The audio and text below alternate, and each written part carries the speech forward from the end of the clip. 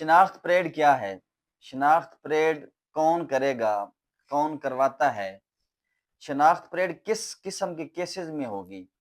آج ہم ان سب سوالوں کا تفصیلی جواب دینے کی کوشش کریں گے۔ دوستو، میں ملک وسیم سرفراز حسام، ایڈوکیٹ ہائی کورٹ، اور آپ دیکھ رہے ہیں لا ود القائم۔ تو بڑھتے ہیں جواب کی طرف۔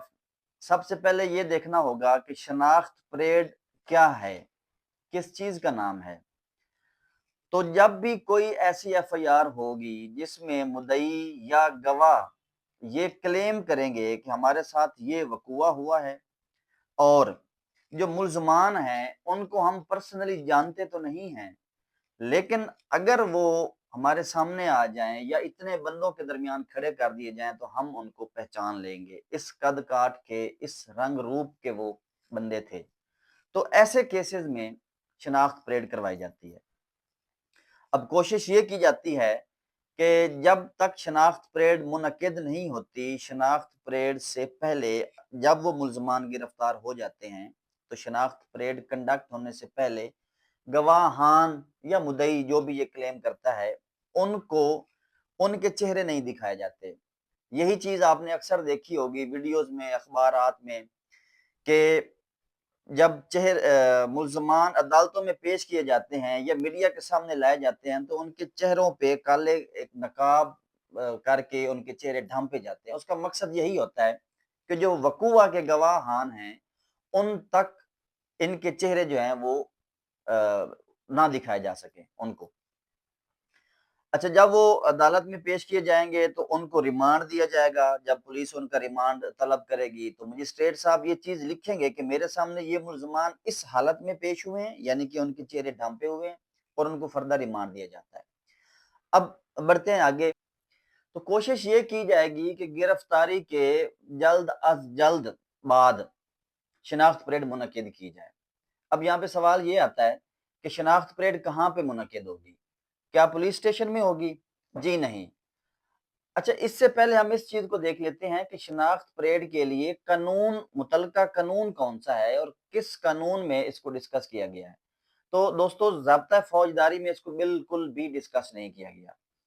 اس کا جو قانون ہے وہ قانون شہادت آرڈیننس 1984 ہے، اس کا آرٹیکل 22 ہے، اس میں شناخت پریڈ کا ذکر ہے۔ اور پھر پنجاب پولیس رولز 1934 جو ہیں، اس کا رول 26.32، اس میں اس کو بالکل بڑا واضح، جامع اور تفصیل کے ساتھ بیان کیا گیا ہے۔ اس کے علاوہ ہائی کورٹ کے رولز اینڈ آرڈرز ہیں، لیکن لیٹسٹ سپریم کورٹ کی ججمنٹس ہیں، اور آگے چلیں گے تو سائٹیشن بھی آپ کے ساتھ ڈسکس کریں گے، وہ اس چیز کو ڈیل کرتی ہیں اور وہ بالکل تفصیل بتاتی ہیں کہ شناخت پریڈ کیسے منعقد کی جائے گی۔ تو جیسے ہم نے پہلے بتایا کہ گرفتاری کے بعد کوشش کی جائے گی کہ جلد از جلد شناخت پریڈ منعقد کی جائے۔ یہ پولیس کی موجودگی میں یا تھانے میں نہیں ہوگی، بلکہ یہ ایک ایسی جگہ پہ کوشش یہ کی جائے گی کہ ایک ایسی جگہ پہ منعقد کروائی جائے جہاں پہ گواہان کی اسیس نہیں ہے، اور ہر ممکنہ طور پر کوشش یہ کی جائے گی کہ جیل کے اندر اس کی شناخت پریڈ منعقد ہو۔ اب شناخت پریڈ کون کروائے گا؟ پولیس رولز 1934 کا جو ابھی میں نے آپ کو رول بتایا 26.32، اس میں یہ لکھا ہوا ہے کہ کوئی بھی گزٹڈ پولیس آفیسر، مجسٹریٹ، یا اگر یہ موجود نہیں ہوں گے تو کوئی بھی ایسے دو معتبر گواہان جن کا اس وقوع کے ساتھ کوئی کسی قسم کا کنیکشن نہیں ہوگا، وہ کروائیں گے۔ لیکن پریکٹیکلی ایسا نہیں ہو رہا۔ پریکٹیکلی آنریبل سپریم کورٹ کی ججمنٹس بھی ہیں، وہ بھی یہی کہتی ہیں کہ مجسٹریٹ جو ہے وہ شناخت پریڈ منعقد کروائے گا۔ اب آتے ہیں اس کے طریقہ کار کی طرف کہ شناخت پریڈ منعقد کروانے کا طریقہ کار کیا ہے۔ جیسے پہلے میں نے بتا دیا کہ کوشش یہ کی جائے گی کہ شناخت پریڈ منعقد ہونے سے پہلے گواہان کو ملزمان کے چہرے نہ دکھائے جائیں۔ اگر دکھا دیے جائیں گے تو ان کی جو شناخت پریڈ کی کریڈیبلٹی ہے وہ افیکٹ ہوگی، اور لیٹر آن کیس پہ اس کا اثر ہو سکتا ہے، اور ہوا بھی ہے، بہت سارے کیسز ایسے ہیں، رپورٹڈ ہیں۔ تو جب شناخت پریڈ منعقد کی جائے گی تو پولیس رولز یہ کہتے ہیں، اور ऑनरेबल सुप्रीम कोर्ट की जजमेंट भी ये कहती है कि एक अगर मुलजिम है तो उसके बदले में 9 या 10, 8, 9, 10 ये 3 फिगर्स आते हैं, इतनी डमीज खड़ी की जाएंगी। मसलन एक मुलजिम को अगर आपने शनाख्त करना है तो उसके साथ 8 भी हैं, 9 भी हैं, 10 ये तादाद है, इतने डमीज साथ जो हैं वो उसके खड़े किए जाएंगे। और वो डमीज ऐसे नहीं है कि अगर मुलजिम जो है वो यंग है तो उसके साथ जो आपने डमीज खड़ी की हैं, जो बंदे साथ आपने खड़े किए हैं वो क्या कहते हैं, बूढ़े होंगे, या ऐसा नहीं होगा, बल्कि कोशिश ये की जाएगी कि उसी के हम उम्र हों, हम रंग हों, हम मजहब हों, ठीक है, और कद काठी हर हिसाब से उसी के बराबर हों। फिर ऐसा भी नहीं होगा कि अगर एक से ज्यादा मुल्जमान है तो उनको एक ही लाइन में खड़ा कर दिया जाए, बिल्कुल नहीं।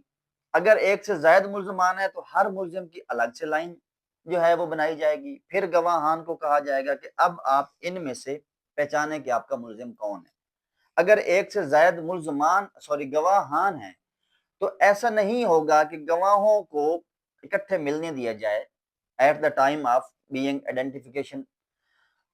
होगा ये कि एक एक गवाह को बुलाया जाएगा, शनाख्त करवाई जाएगी, शनाख्त परेड मुनक्किद होने के बाद गवाह को साइड पे लेके चला जाया जाएगा, उसको दूसरे गवाह से नहीं मिलने दिया जाएगा।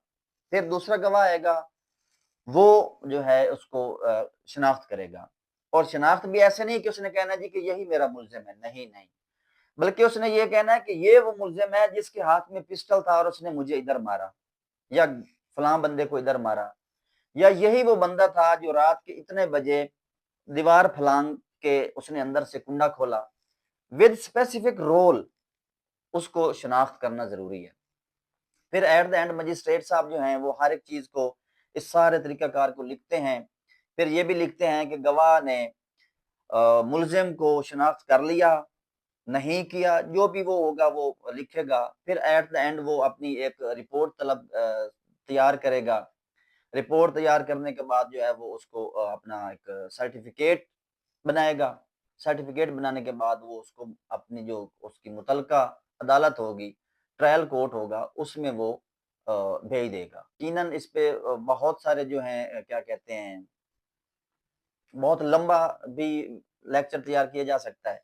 और जो मैंने आपको जजमेंट्स बताई थी तो वो जजमेंट है जी, सुप्रीम कोर्ट की जजमेंट है 2025 की है एक, और एक 2024 की है। जो 2025 की है उसका जी साइटेशन है 2025 SCMR पेज 50 है, और जो 2024 की है जी वो है 2024 SCP 369।